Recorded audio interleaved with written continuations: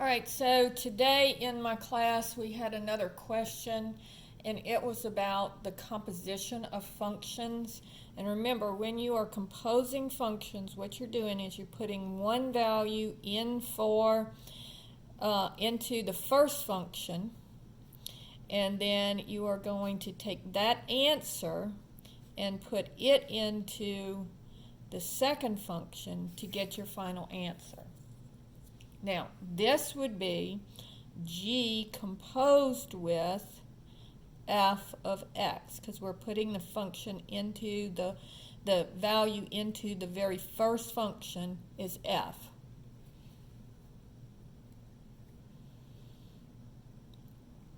All right, so now I'm going to do a couple of examples. So I'm going to start off with easy stuff, and then I'll get a little bit more difficult. So if I have f of x is equal to x squared minus 3, and g of x is equal to x plus 7. All right?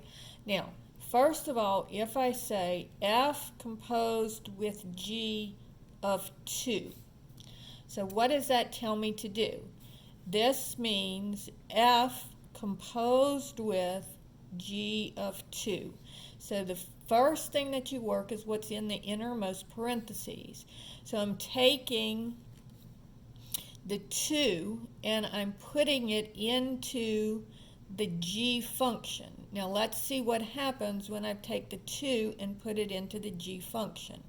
That would be f of 2, I put the 2 in for the x, plus 7. And so that would give me f of 9. So coming out here is the 9. Then I'm going to take that 9 and I'm going to put it into the f function. So now I just take the 9, and wherever I see the x, I'm going to put the 9. So that would be 9 squared minus 3. So that would be 81 minus 3. And so that would be 78 would be your final answer.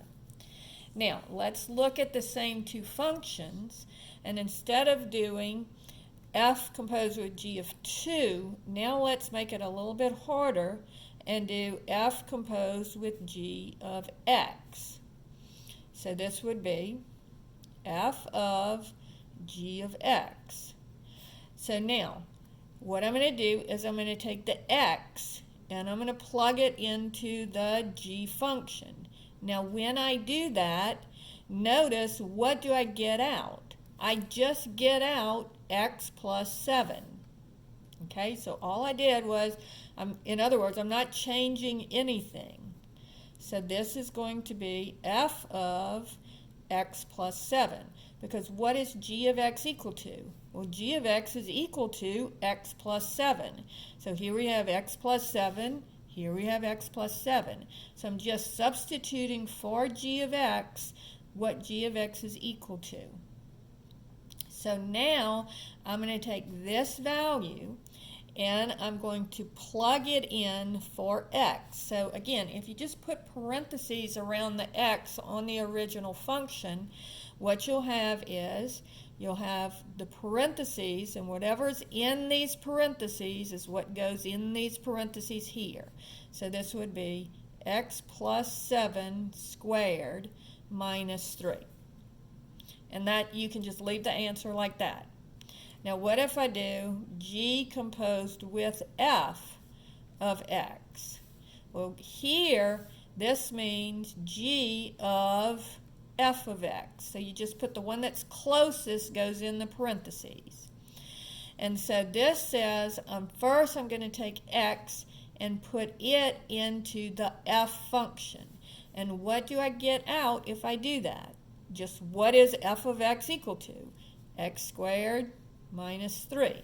So this would be g of x squared minus 3. So again, I just take whatever it says f of x is equal to, and that's what I put in these parentheses.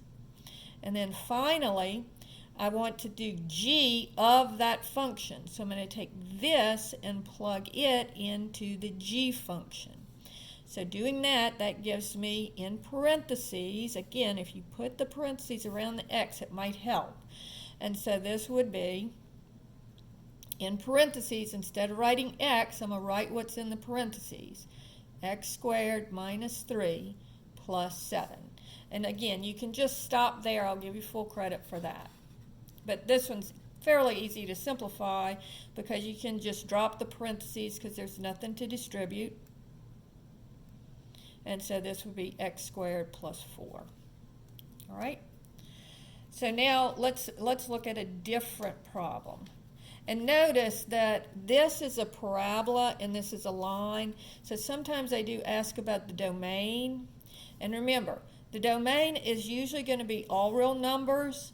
The only time that it's not is if I can have a denominator equal to 0.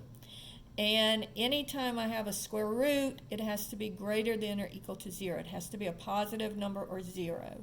So if I had the square root of x minus 4, I would just say x minus 4 has to be greater than or equal to 0, which would give me x has to be greater than or equal to 4. And so that would be this part of the number line colored in. So in interval notation, it would be from 4 to, and remember, infinity's over here. And the other problem that I would have in the domain is what if I end up with x 1 over x minus 2? Well, that has an x in the denominator. And remember, the x minus 2, whatever's in the denominator, cannot equal 0. So x cannot equal 2. And so that would be all of the numbers except for 2. So I'd color in here and I'd color in here. Remember, negative infinity's over here, infinity's over here. So an interval notation would be negative infinity to 2 and a parenthesis, because I don't want to include the 2, union 2 to infinity.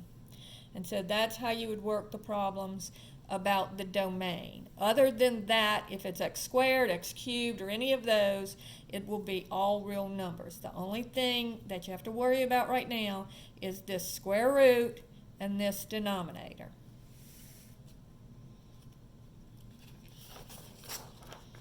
So let's do another one. Let's say f of x is equal to x cubed plus 2, and g of x is equal to 1 over x. All right? So this would be, if I said, what is g composed with f of 1? Well, this means g of f of 1. So first I'm going to put the 1 into the f function. Now let's see what happens when I do that. So in the parentheses, instead of writing f of 1, I'm going to write what f of 1 is equal to. So f of 1 would be put the 1 in for the x. So that would be 1 cubed plus 2. So 1 cubed is 1, plus 2 would be 3. So coming out of here is the 3. Now I'm going to take the 3 and I'm going to put it into the g function. So let's see what happens there. So I'm going to go to my g function, and the g function says to take the reciprocal. So it's 1 over whatever's in the parentheses. All right? So my answer coming out of here would be 1/3. And so that gives you how to work these problems. First you're plugging it into the f, then you're plugging it into the g. So if I have g composed with f of x, so this says g of f of x. So g of, now what is f of x? Again, we're taking x and we're plugging it into the f function. And what do I get if I do that? Well, I get x cubed plus 2. All right, so again, I just substitute what f of x is equal to into these parentheses. So f of x is x cubed plus 2, so I'm just going to write down x cubed plus 2. So now I want to do g, so I take that and I put it into my g function. Now what does my g function say to do? The g function says to take the reciprocal of it.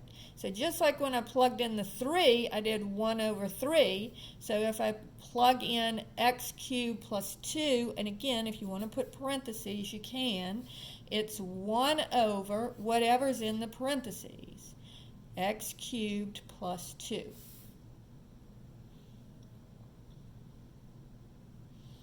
And so that's your final answer. Now notice on this one that you do have a problem with the domain. So if they ask what is the domain, remember my denominator cannot equal 0. So x cubed plus 2 cannot equal 0. So this would be x cubed, subtract the 2, cannot equal negative 2, and then I would take the cube root of it. And so this would be x cannot equal the cube root of negative 2, which that's actually, with the cube root you can take the negative out, so x cannot equal the negative of the cube root of 2. Because remember, if you're taking the cube root of a negative number, you get a negative answer. So on the number line, that would be everything except for the negative cube root of 2. And so I'd have an open circle here and everything colored in over here and here. So this would be negative infinity to infinity. And so in interval notation, it would be from negative infinity to negative cube root of 2 union from negative cube root of 2 to infinity. And again, parentheses on both of them because I don't want to include that. Now let's do f composed with g of x. And so that would be f of g of x. And so first I'm going to take the x, I'm going to plug it into the g function. And what do I get out? I get out 1 over x, because what is g of x equal to? Well, g of x is equal to 1 over x. So I'll write in here what the g of x is equal to. Then I'm going to take this value, 1 over x, and I'm going to plug it into my f function. So again, it may help to put parentheses here. So instead of writing x in the parentheses, I'm going to write what's in the parentheses here. So this would be 1 over x cubed. So it says take whatever's in the parentheses and cube it and then add 2. And then that would be your final answer here. Now notice in this one, if I talk about domain, here x could not equal 0 because the only thing in my denominator here is x. So on the number line it would be everything except for 0.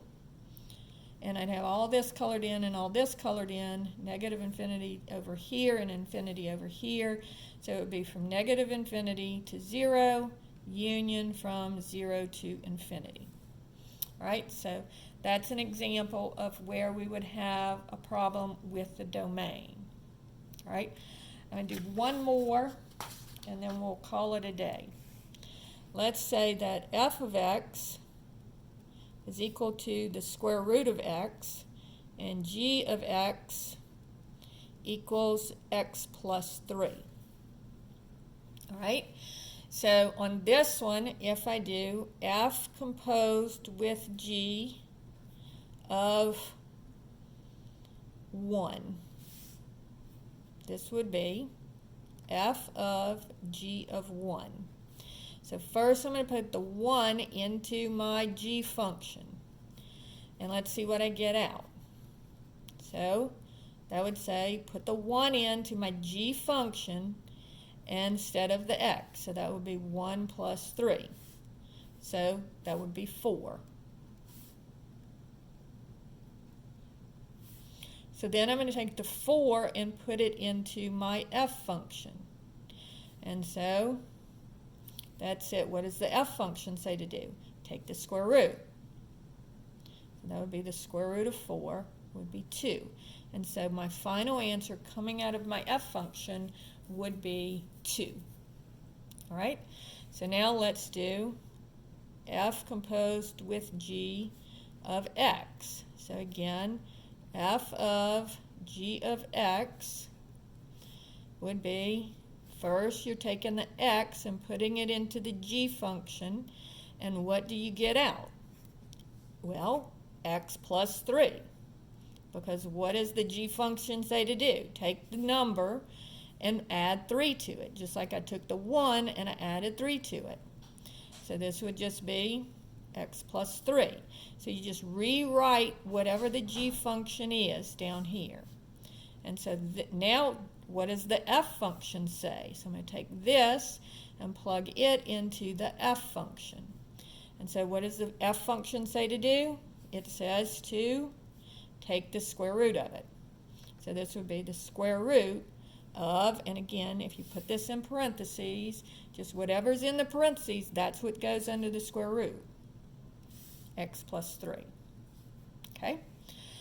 And so then if I have, and that would be your final answer. So when I'm looking at my domain here, I do have a problem because I have a square root. So I know that x plus 3 has to be positive or 0, cannot be negative. And the way that you say that mathematically is it's greater than or equal to 0. So here x would have to be greater than or equal to 3.